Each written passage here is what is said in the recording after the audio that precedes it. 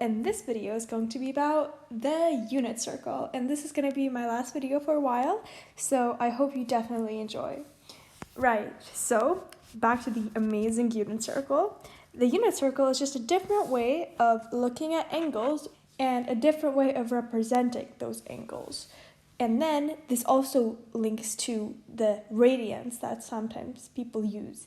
So let's first look at the unit circle degrees wise, and then I'll explain the radius wise. So a unit circle, as you can see, is what I have right here. It's just a circle where we're going to make this is equal to 1. This is negative, this is 1, this is -1, and this is 1. So the radius of this circle is 1. And if we build the triangle, it always touches a point on the circle. And what that suggests is that the hypotenuse of the triangle will always be 1. So for example, if we construct a triangle right here, the hypotenuse is just the radius, which is equal to 1. If we construct a triangle right here, the hypotenuse over here is also going to equal to 1. And it doesn't matter when we do it.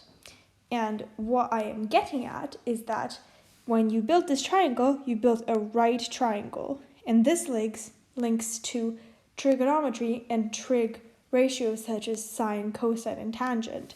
And this is how we end up getting values for cosine and sine and tangent where it's not in a right triangle. So how might we do this? Well, you build a triangle in the unit circle and then you can just discard the lines. So for example, this is theta, right? But say we want the sine or cosine of an angle bigger than 90. Say we want the cosine of 120. What do I know? Well, we draw 120. This is obviously an approximation. We draw a triangle, and then we end up having a right triangle, which we can then go off of. So let's put this into actual practice. And before we do this, I must also point out that if you take a closer look, you have 4 coordinates over here. 1, 2, 3, and 4. And in these quadrants, you can always have the same triangle. So say over here, we can have the same triangle as we had over there. And then same as in this quadrant, we can also have the same triangle over here. And same here. These are all the same triangles. And this is going to link to how when you take the cosine or a sine, and if you look at the absolute value, you're going to have 4 angles that can give you that cosine or sine. And if you want the positive or negative, you're going to have 2 angles. And we'll take a look at that just in a second. So let's go back to our first triangle, which is over here. And we know that this hypotenuse is 1. And this is the opposite side. And this is the adjacent side to theta. Now, if we want to find the sine of theta, we can say that sine theta is equal to sine is equal to opposite over hypotenuse. How can we look at this? Well, our opposite is just the y value, is it not? It is. Our opposite is the y value. So we can write the opposite as the y value. So we're going to have y over 1, which is just going to equal to y. Our cosine, and you can see where I'm going with this, is adjacent over hypotenuse.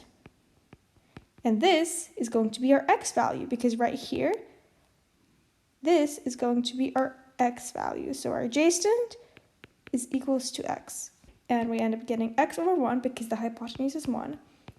And so it's just going to be equal to x. So what's very important to take away is that this point, this is going to be right here, cosine theta, sine theta, if we're looking at it in terms of x and y's, because y is just equal to sine, as we have shown over here, and x is just equals to cosine of theta, which we have shown over here. So now let's take a look at the other ones. Here, this is going to be negative x, same y value. So what can we say? This is going to be negative cosine theta, and still the same sine theta value. Over here, we have negative cosine theta and negative sine theta. And these are all the same triangles. This is why we can do this. And then over here, this is going to be the same x, but negative y. So it's going to be cosine theta, negative sine theta. So, and now we can link this back to how I was saying that you have multiple values for cosines and sines in a triangle. Let's say that theta is equal to 30. We're going to have, and we're looking at the sine of theta, we're going to have the same sine in this triangle right here. However, this is not the angle that we're considering. We have to consider this big angle right here. So what do we have to do? Well, the angle that has the same sine as 30 degrees is going to be 180 minus theta, because this is 180, this is the angle 30, and we have to take 180 minus 30 in order to get this angle right here, which is what gets us to the same triangle that we have over here, which gets us the same sine value. And what we can conclude from this is that sine theta is equals to sine of 180 minus theta. Now, what if we look at the cosines?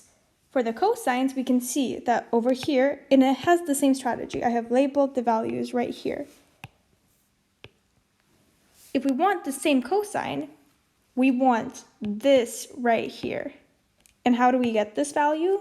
Well, over here, we're not doing a 180 degrees, but 360, and then we're taking away this theta right here. So for cosine theta, we're gonna have to have another value with the same cosine at cosine of 360 minus theta.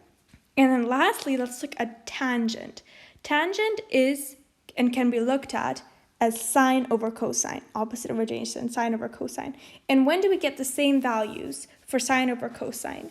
Here, sine over cosine is just, once again, sine cosine. Here, in the second quadrant, we would end up getting a negative. In the fourth quadrant, we would also end up getting a negative. But in the third quadrant, because both cosine and sine are negative, we would end up having negative sine theta over negative cosine theta. The negative would cancel out, and then we would have no negative, and then we'd have sine theta over cosine theta. From this, we can conclude that the tangent of theta is going to equals to the tangent of 180 plus theta. So this is what we have derived based on our observations in the unit circle, and these are the conclusions that we came to, and I hope it makes sense how the unit circle works and how we derive these new angles that are bigger, that look at angles that are larger than 90 degrees. And just a quick note, I'm going to show you what radians is, just a brief overview, and how it is also used by the unit circle. And radians is just another way of looking at numbers, and basically what it means is that this is pi over 2, 90 degrees is pi over 2, this is pi, this is 3 over 2 pi, and this is just going to be 0 either way. And now, when we construct our angles, we're going to have slight different values. And we can look at them as fractions of pi. So for example, over here, we can say that if this is pi over 2, and if I say that this cuts perfectly in half, we can have this be pi over 4. And then we can use Pythagorean theorem to figure this out. And for example, over here, if before, when looking at degrees, if sine of 90 degrees was what gave us 1, over here, sine of pi over 2 is going to give us 1. And it's basically the same thing, but just a different way of looking at it and approaching numbers. So instead of degrees, you have radians. All right, so that was it, and I mainly focused on degrees over here as that is the first step. I hope you found this educational, and I hope you are more familiar with what a unit circle really is and how it's actually very simple and it's very basic idea, but it helps us so much in the sense of finding trig ratios and whatnot. And I hope you've been enjoying this. Bye!